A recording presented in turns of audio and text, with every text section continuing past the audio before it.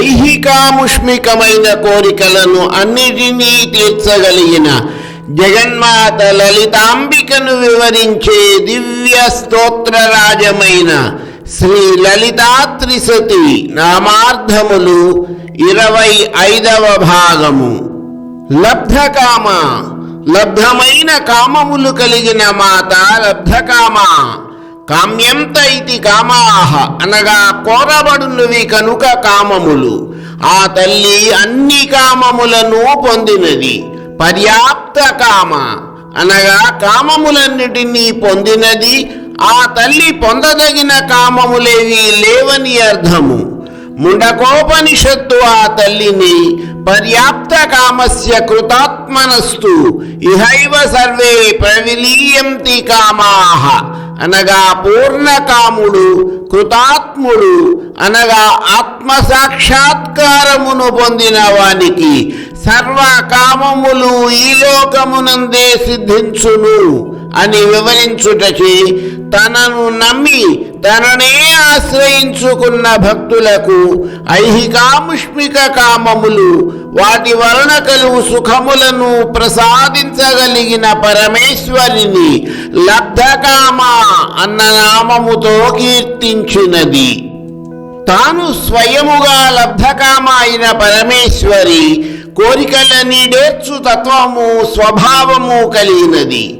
ఈ విషయముని గీతాచార్యుడైన శ్రీకృష్ణ భగవానుడు భగవద్గీతలోని 7వ అధ్యాయమైన జ్ఞాన విజ్ఞాన యోగములోని 16వ శ్లోకములో ఈ విధముగా వివరించారు. చతుర్విధా భజంతే మాం జనః సుకృతినోర్జున ఆర్తో జిజ్ఞాసు అర్థార్థి జ్ఞానీ చ భరతర్షభ. అర్జున, బాధలో ఉన్నవారు, జ్ఞానాన్ని కోరుకునేవారు, ప్రాపంచిక ఆస్తులను కోరుకునేవారు మరియు జ్ఞానంలో ఉన్నవారు అను 4 విధములైన భక్తులు పరమాత్మను ప్రార్థించి తమ కోరికలను తీర్చుకొనుచున్నారు. లతాతనుహు, సగుణ రూపిణిగా అవతరించిన జగన్మాత లలితాంబిక యొక్క తనువు అనగా శరీరము లతవలే అనగా సన్నని తీగవలే ఉన్నదని కీర్తించింది శ్రీ లలితా త్రిశతి లతాతనుహు అన్న నామములో. లతలు అనగా తీగలు సాధారణముగా ఎంతో సుకుమారంగా ఉంటాయి. జగన్మాత యొక్క తత్వమే సౌకుమార్యము అన్న విషయమును వివరించుటయే లతాతనుహు అన్న నామములోని ఉద్దేశ్యము. అట్టి సుకుమారత్వము కలిగిన మూర్తి జగన్మాత లలితాంబిక.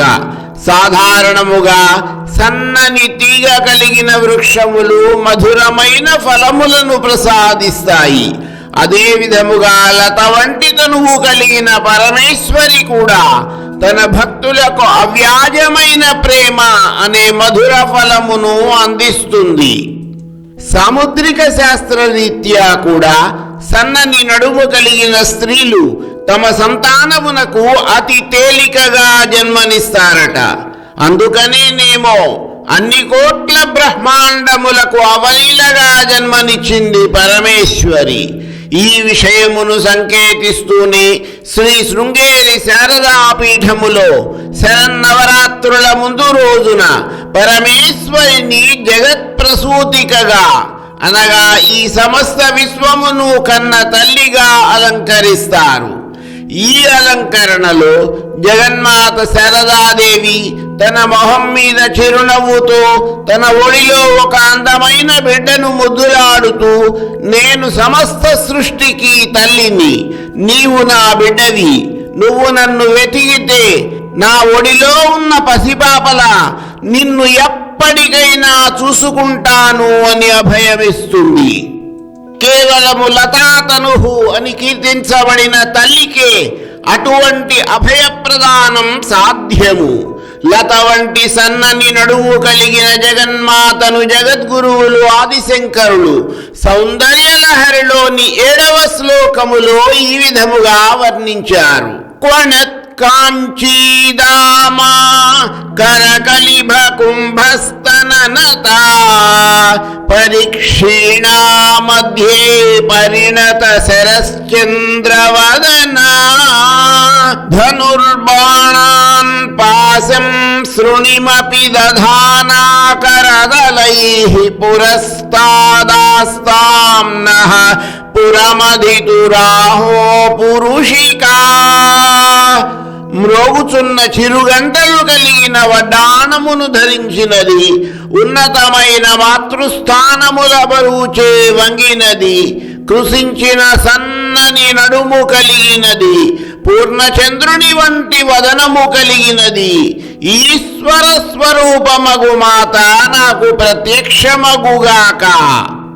లతాతను అని శ్రీ లలితా త్రిశతీ స్తోత్రము వర్ణించిన మాతను లలితా సహస్రనామ స్తోత్రములు లక్ష్యరోమలతాధారత సమున్నేయ మధ్యమా అన్న నామము వివరించింది. ఏదైనా ఒక సన్నని తీగ పైకి ప్రాకడానికి ఒక ఆధారమంటూ ఉండాలి. జగన్మాత యొక్క నాభి నుండి ఉద్భవించిన నూగారు అనే తీగ పైకి ప్రాకుతూ వెడుతున్నది అంటే దాని వెనుక ఏదో ఒక ఆధారము తప్పనిసరిగా ఉండి ఉంటుంది. అది ఆ తల్లి యొక్క నడుమే అని తేల్చబడినది.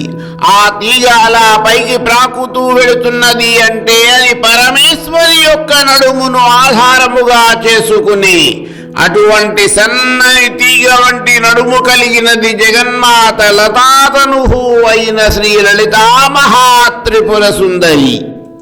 లలామ రాజదళిక.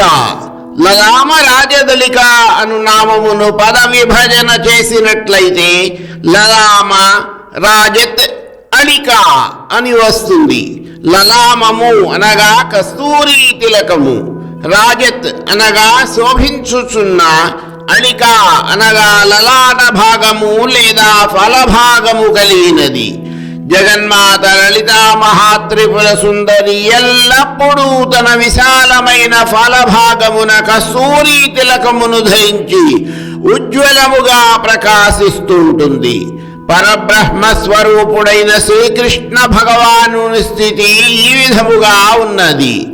కస్తూరీ తిలకం లలాట ఫలకే వక్షస్థలే కౌస్తుభం నాసాగ్రే నవమౌక్తికం కరతలే వేణుం కరే కంకణం సర్వాంగే హరిచందనం చ కలయన్ కంఠే చ ముక్తావళీ గోపస్త్రీ పరివేష్టితో విజయతే గోపాల చూడామణి.